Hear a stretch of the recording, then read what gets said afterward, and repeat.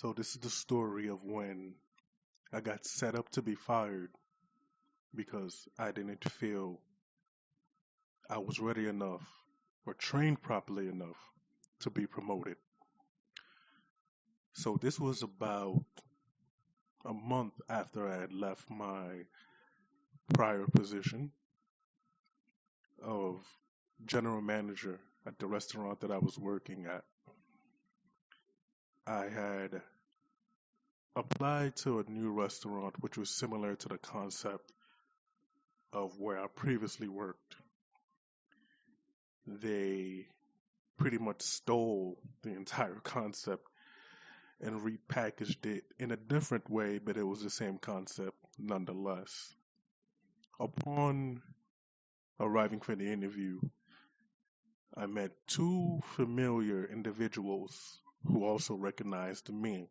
Turns out that these two individuals who were regulars at the restaurant that I used to work at were opening up their second location soon and needed to hire more people. They recognized me immediately. I recognized them immediately. We got to talking. And we basically came up with the whole idea of I'm going to start off at the bottom and work my way up because, yes, the concept is similar. I still need to learn the ins and outs of the business. I agreed. Now, as a regular employee, they paid me a little bit higher than they did others, seeing that they knew that I used to be a GM at my other position. And they wanted me to start immediately, which I did. I started the next day. So, about 3 weeks to a month of learning all the positions in this new spot, I got approached by the assistant general manager about being promoted to kitchen manager. Now, you had to go through the ranks of being a line worker, then kitchen manager, then service manager, then you had to go through the ranks. You couldn't just skip from one position to another position. They also copied about 95% of the entire concept because 80% of the people who worked in their corporate positions also came from where I used to work at. So they just gave them all the secrets. Now, in this meeting with the assistant manager, he told me, listen, you've been doing great. The team loves you. We feel like you're ready to become a kitchen manager. I said, thank you. I appreciate you noticing my hard work. But I was not properly trained to take this position. I was not trained anything in terms of any office work. And if I'm going to be held accountable for the quality of anything, I need to be trained. Therefore, I can be held properly accountable because I can't be held accountable for something I have no idea about. He agreed with me, and he also told me that was a very mature thing to do, seeing that the things that I was learning were basic things that I already basically learned because, again, the concept was very similar. I would say about 85 to 90% the same of where I came from. So when our conversation ended, he just gave me a warning. Look, this may not go over well, but I'm going to let the GM know. I should have known right then and there to start looking for another job, but I digress.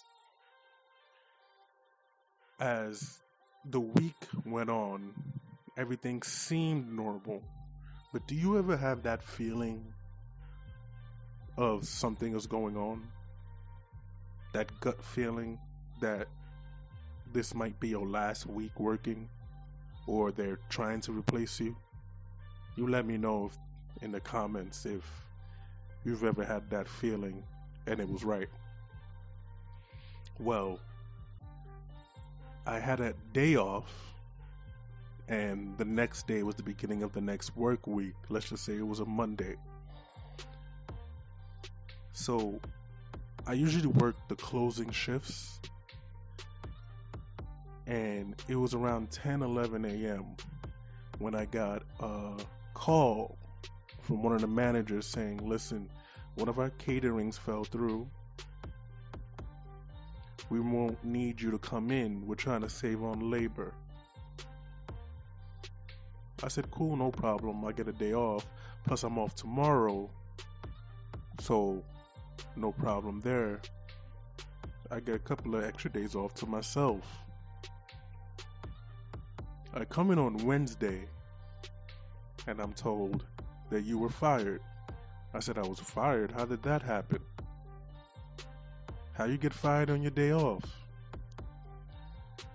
Well, they told me I did a no-call, no-show. Now, if you work in New York City, you know that it takes 2 no-call, no-shows for them to consider it job abandonment. And usually they'll be calling you, texting you, trying to figure out if you're dead in a ditch somewhere, if you ended up in the hospital, what's the reason why you didn't show up to work. I didn't get any of those calls. The only call I got was the call where I received the message I don't need to come in because they want to save on labor. And it's predicted to be a slow day. So immediately I understood why I was quote unquote let go. I made my boss look bad by denying the position that I wasn't ready for. The GM decided to let me go. And you know what? I was the better for it. Because at the end of the day, I wasn't about to be put in a sink or swim position. How do you expect to throw me in the fire and not get burned?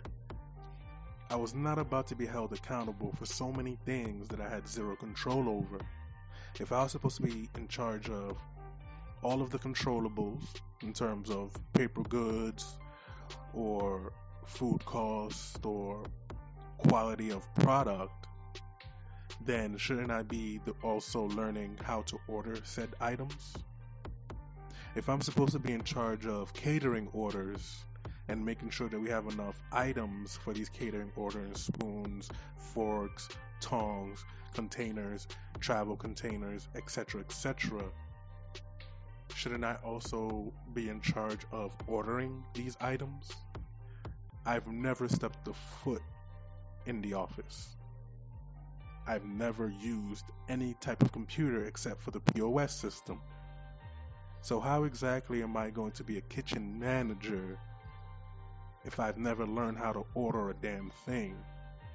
Yes, I have nothing but experience doing these things. Yes, I've done these things before, but I've never done it here. This is why training is so important, because you're just going to throw people into the fire and expect them to be okay. A lot of people do this because, oh, you have experience. Yes, I do have experience, but I don't have the experience doing it here. I've never worked here before. There's a reason why I didn't just come and be an assistant manager. There's a reason why I didn't just come and be a manager. I wanted to learn the positions. This is what me and the owners, your bosses, decided. Now, I wasn't one to name drop, and I wasn't one to escalate the situation, above where it needed to go. The GM didn't want to speak to me, so my only choice was to speak with the assistant manager, and it was out of his hands because it was the GM's decision. I get it. I made him look bad by denying the position and saying that I wasn't properly trained. Those things made him look bad. I get it. You want to save your ego.